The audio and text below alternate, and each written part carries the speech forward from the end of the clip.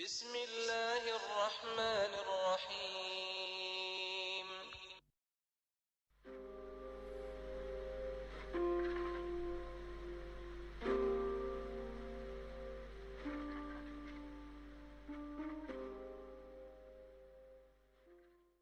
اعوذ باللہ السمیع العلیم من الشیطان اللعین الرجیم، بسم اللہ الرحمن الرحیم۔ آپ سبھی حضرات کی خدمت میں سلام عرض کرتا ہوں۔ ماہ رمضان جو کہ برکتوں کا مہینہ، جو کہ رحمتوں کا مہینہ اس وقت ہمارے درمیان ہے۔ ماہ رمضان کی جس میں قرآن کے لیے جہاں تاکید کی گئی ہے پڑھنے کے لیے، وہیں دعاؤں کے لیے بھی بہت تاکید کی گئی ہے، اور بہت زیادہ ثواب ہے دعاؤں کا پڑھنا۔ خاص طور سے ایام بیز کہ جس کے لیے نقل کیا گیا ہے کہ 13، 14، 15 رمضان کہ اس میں دعائے مجیر کے لیے بہت زیادہ تاکید کی گئی ہے کہ دعائے مجیر کو پڑھا جائے۔ جیسا کہ نقل کیا گیا ہے، روایت کے اندر موجود ہے، دعائے مجیر کے لیے نقل کیا گیا ہے کہ اس مہینے میں یہ مہینہ وہ ہے کہ جس میں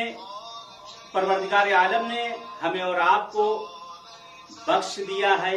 معاف کر دیا ہے، سارے گناہوں کو ہمارے معاف کر دیا ہے۔ کہ شیخ کفامی نے بھی اور دیگر بہرحال علماء نے بھی اس کو نقل کیا ہے، کتاب مفاتیح الجنان کے اندر جو ہے شیخ عباس قمی، اور کتاب بلد الامین کے اندر بھی بہرحال نقل کیا گیا ہے دعائے مجیر کے لیے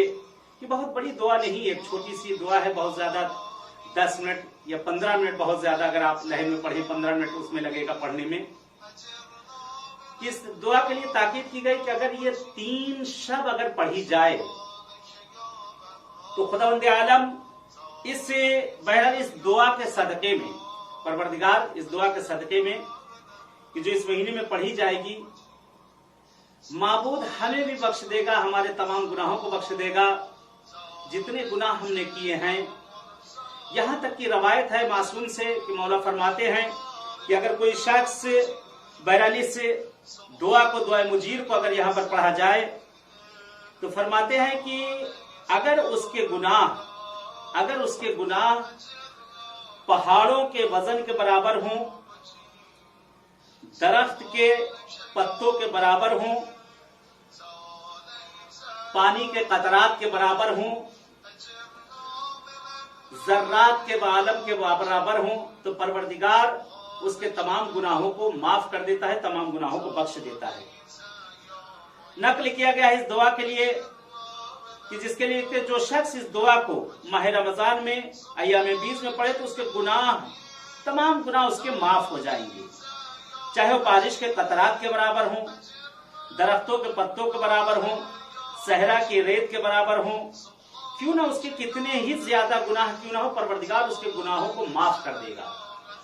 اور جیسا کہ نقل کیا گیا ہے جناب رسول خدا سے، بہرحال یہ نقل ہے کہ ملتا ہے کہ جس وقت جناب رسول خدا مقام ابراہیم پر آپ نماز ادا کر رہے تھے تو اس وقت جناب جبرائیل آپ کے پاس آتے ہیں، اور آنے کے بعد آپ نے اس دعا کے لیے آپ کو تعلیم فرمائی، دعا کو اس کو نقل کیا جناب جبرائیل نے، کہ جس کو شیخ کفمی نے کتاب بلد الامین میں اور مصباح میں بھی اس دعا کو درج کیا گیا ہے، اس کے حاشیے پر بھی اس کی فضیلت بہت زیادہ وہاں پہ نقل کی گئی ہے۔ اور اس کے لیے جہاں پہ بہرحال ایک اور روایت ہے کہ کیسی بھی مریضی بیماری ہو، پرانی سے پرانی بیماری کیوں نہ ہو، اگر اس دعا کو پڑھا جائے تو پروردگار اس بیماری کو، اس مریضی کو اس سے دور کر دیتا ہے۔ دعائے مجیر کہ جس کے لیے نہایت تاکید کی گئی ہے ایام بیز میں، یعنی 13، 14، 15 رمضان کو کسی بھی وقت اس کو آپ پڑھ سکتے ہیں۔ بہترین وقت یہ ہے کہ مغرب کے بعد اگر پڑھا جائے تو بہت اچھا ہے، نہیں پڑھ سکتے دن میں یا کسی بھی ٹائم، بہرحال تینوں دن اس دعا کو پڑھنا ہے، اس دعا کو تینوں دن اس کو آپ کو پڑھنا ہے کہ دعا تینوں دن یہ پڑھی جائے، کیسی بھی مریضی بیماری ہو اس کی یہ مریضی بیماری اس سے دور ہو جائے گی، کتنا ہی مقروض کیوں نہ ہو، قرضوں میں کیوں نہ گھرا ہو، اس کا قرض پروردگار تمام قرضوں کو جو ہے معاف کر دے گا۔ اس دعا کو اگر کوئی شخص پڑھے تو فراخی روزی ہوگی، یعنی اس کی روزی میں خیر و برکت ہوگی، پروردگار اس کی روزی میں خیر و برکت عنایت کرے گا۔ نقل کیا گیا ہے کہ جو شخص اس دعا کو پڑھے تو اس کے پروردگار اس کے ہم اور غم کو بھی دور کر دے گا، یعنی جو اس کی مشکل پریشانیاں ہیں جس طرح کی بھی، خداوند عالم اس کی تمام مشکلات، تمام پریشانیاں، تمام گرفتاریوں کو برطرف کر دے گا۔ ویسے بھی ماہ رمضان میں اس مہینے میں تاکید کتنی ہے، دعاؤں کی، اعمال کی، کار خیر کی، نیک اعمالوں کی اگر کیا جائے تو کتنا بہتر ہوگا۔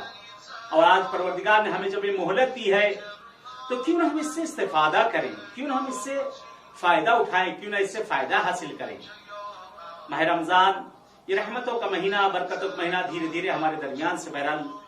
جا رہا ہے۔ اگر زندہ رہا آدمی سال آئندہ اگر زندہ رہا تو اس کو انجام دے گا۔ بہت سے لوگ ایسے تھے کہ جو سال گزشتہ زندہ تھے، حیات تھے، اس وقت ہمارے درمیان موجود نہیں ہیں۔ آج ان کی کمیوں کا ہمیں احساس ہو رہا ہے۔ ان شبوں میں ان کو بھی یاد کریں، اپنے تمام مرحومین کو یاد کریں، تمام جو دنیا سے جا چکے ہیں لوگ ان کو بھی یاد کیا جائے، ان کے حق میں بھی دعائیں خیر کی جائے، ان کے حق میں بھی بہرحال جو ہو سکتا ہے ہم سے کیا جائے۔ بہرحال دعا میں انشاءاللہ آپ سب یاد رکھیے گا، اور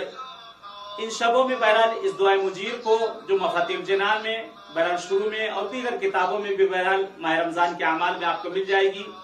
کہ انشاءاللہ اس کو انجام دیجیے گا۔ چلیں دعا کرتے ہیں پروردگار سے، پالنے والے سے، میرے معبود پروردگار ہم سب کے تمام گناہ کبیرہ صغیرہ کو معاف کر دے۔ خدایا پالنے والے تجھے واسطہ دیتے ہیں 14 معصومین کا، تجھے واسطہ دیتے اہل بیت اطہار کا، یہ میرے معبود جو مقروض ہیں ان کے قرضوں کو ادا کر دے۔ خدایا جو مشکل گرفتاریوں میں جس طرح کی بھی ان کے تمام مشکل گرفتاریوں کو دور کر دے۔ پروردگار پالنے والے تجھے واسطہ دیتے تیرے اہل بیت کا معبود ہمارے زمانے کے امام کا ظہور کر دے، اور مولا کا ظہور ہم سب کے لیے باعث عافیت رحمت قرار دے۔ خدایا مانا کہ ہم گنہگار ہیں، مانا کہ ہم نے گناہ کیے ہیں، پروردگار ہمارے گناہوں کو بخش دے، معاف کر دے۔ پروردگار جن کے دل میں بھی حج و زیارات کی تمنائیں ہیں انہیں حج و زیارات پہ جانا نصیب کر دیں۔ چلے اجازت چاہتے ہیں، انشاءاللہ پھر آپ سے کسی وقت ملاقات ہوگی، تب تک کے لیے اجازت۔ والسلام علیکم ورحمۃ اللہ وبرکاتہ۔